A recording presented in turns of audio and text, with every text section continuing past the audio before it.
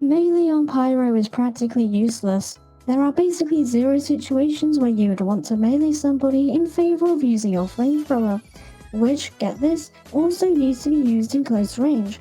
And it isn't even like going for a melee finish would deal extra damage, since in the half a second duration it takes to switch weapons, holding down M1 would have dealt more than the 65 damage a melee hit would deal. The exception to this is of course the Extinguisher, because it deals far more damage when in combos, but other than that one outlier, all of the other Pyro melees which are worth actually using have upsides related to utility. Extra movement speed, more healing, and removing sappers. And the other melees are only useful in some sort of meme gimmick. But there is one exception to all of this, which is the Sharpened Volcano Fragment, a weapon with a really cool design, but just about the worst stats possible for a Pyro melee weapon. A 20% damage penalty on hit, causing it to now only deal 52 damage, and the only upside is that your melee hits will set people on fire, causing them over the duration of 7.5 seconds to take 60 damage from the afterburn, provided it doesn't get extinguished. This single weapon lays out the core problem with Pyro melees. Why would you want to go into melee range to deal damage when you can just shoot people with your flamethrower? And especially, why would you want to go into melee range to deal less than normal damage to then set people on fire, which you could easily just do with your flamethrower? Okay, well, let's not be quick to judge. How are you supposed to use it? Well, maybe it's supposed to be a reverse extinguisher. Instead of using it as a combo finisher, you use it as a combo starter. Ambush an enemy and hit them with the Volcano Fragment, and then finish them off with a nice flare. Issue with this though, why? Why do this when you can do the exact same thing but easier by using your flamethrower? Especially the degreaser, which can give you a faster switch speed. So maybe it isn't useful with the combo Pyro loadouts either. Is this weapon just destined to be bad and that's it? Well, that's probably where most people would leave it, but I am not most people, because the idea of using it as a combo starter isn't actually a bad one. It only becomes bad when you use it in tandem with the flare gun, where it is easily outclassed by just using the flamethrower, and you can't exactly use it with the extinguisher, which, well, I guess you could if you pair up with another Pyro, which, aside from joking around in medieval mode, isn't exactly the most practical. But Pyro does have one more combo tool, the Dragon's Fury.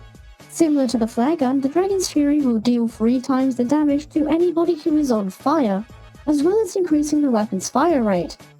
However, it is very limited by the slow afterburn timer, which caps out at just 2.5 seconds, meaning that if you miss a shot, the afterburn will run out and you will no longer deal the increased damage.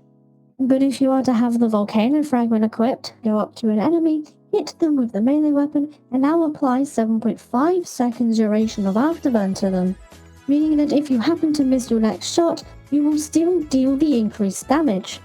But why not just, shoot them with the Dragon's Fury to begin with? Since it has greater range and hitting enemies speeds up the hit. Well, the default fire rate of the Dragon's Fury is 0.8 seconds, and upon hitting a target it will be shortened by 33%, lowering it to about half a second, which means that hitting somebody with the Volcano Fragment and then switching to the Dragon's Fury actually takes the same amount of time as hitting somebody twice with the Dragon's Fury.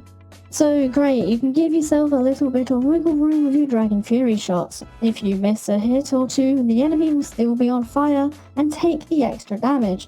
But there's one big issue with this. Why bother going into melee range at all? Because you can do the exact same thing with any of the 4 flare guns too, while also doing so from range. So let's talk damage. The Dragon's Fury deals 25 damage, and then 75 damage to burning enemies, meaning that in 2 shots you can deal 100 damage. The base flare gun deals 30 damage and gives the longer afterburn duration, so a combo with this will deal 105 damage. But with the Sharpened Volcano Fragment, it deals 52 damage on hit, meaning that with a combo you can deal 127 damage with the Dragon's Fury, which is in fact enough to 2-tap a light class, and also 3-shot any other class aside from a heavy. So using the Volcano Fragment as a combo starter with the Dragon's Fury, you can get a longer afterburn duration, so missing a shot isn't as impactful since you can maintain the higher Dragon's Fury damage, but it will also deal higher burst damage than 2 Fury shots or even a flare combo. And that isn't even the only benefit, because the flare guns aren't the only secondary the Pyro can use, and since you no longer need a flare gun to start your Fury combos with, you're free to use any of the other options. So starting out with the shotguns, they seem kind of useless since the Dragon's Fury is sorta like a shotgun as well. But as the engineer once said, down with the government. Why don't we use 2 guns? The shotguns do a little bit more damage up close to the Dragon's Fury, but shoot a bit slower, except if you miss, in which case they will shoot faster. Their fire rate is 0.625 and will always deal full damage. So in the case that you miss a Dragon's Fury shot and you no longer have the increased fire rate, you may as well pull out the shotgun and fire a shot. Or if you encounter an enemy who isn't on fire and you have no way of getting a melee hit in with the Sharpened Volcano Fragment, you can just blast them with a shotgun. Now my favourite one to use is the Panic Attack for this reason.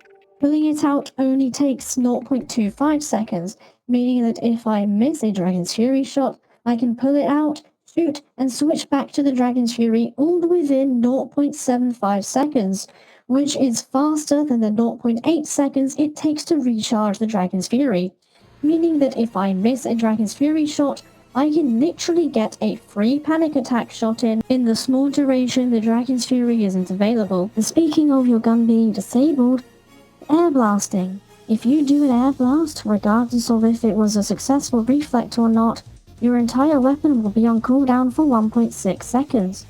Using a shotgun helps to cover this weakness as well, since if you ever need to reflect or push someone away, you can now switch to your shotgun and shoot people that way while the gun is on cooldown. Using a shotgun, whichever one you choose, in this loadout can make for a unique playstyle, where you almost treat the Dragon's Fury as your secondary item, kind of like a flare gun, only being brought out once you've already set someone up for it. Instead of relying on the Dragon's Fury to start your damage, you can primarily use your shotgun, and if you find a situation where you can melee an enemy with the Sharpened Volcano Fragment, you can now execute a Dragon's Fury combo. The Volcano Fragment can actually work quite well with a shotgun. You can get a melee hit off and then apply the damage over time effect and then start fighting them with a shotgun instead. Sort of like a scout with the Boston Basher. And when you're able to, pull out the Dragon's Fury for the burst damage, because while the Fury is powerful, it is really hard to hit, far more than a shotgun, just like the flare gun is compared to a flamethrower. And so there we have it. What the Sharpened Volcano Fragment allows you to do is use the Dragon's Fury with a shotgun without losing any of the benefits equipping a flare gun would. But shotguns are the only secondary which the Pyro can use which doesn't set people on fire. In fact, one of the most interesting options doesn't do damage at all, the Thermal Thruster. With this jetpack you can gain insane mobility, which allows you to take unexpected routes across the map, which makes getting those Volcano Fragment melee hits even easier. Instead of having to walk into fights the normal way and hope someone lets you close the distance, you can just jump into an unexpected position and sneak up on enemies that way. And when you combine that with the Volcano Fragment combo, you can easily just take out any enemy on the backline. You can even start engagements with it directly. Jump in, land on somebody, and immediately swing to apply the afterburn before they even notice you're there.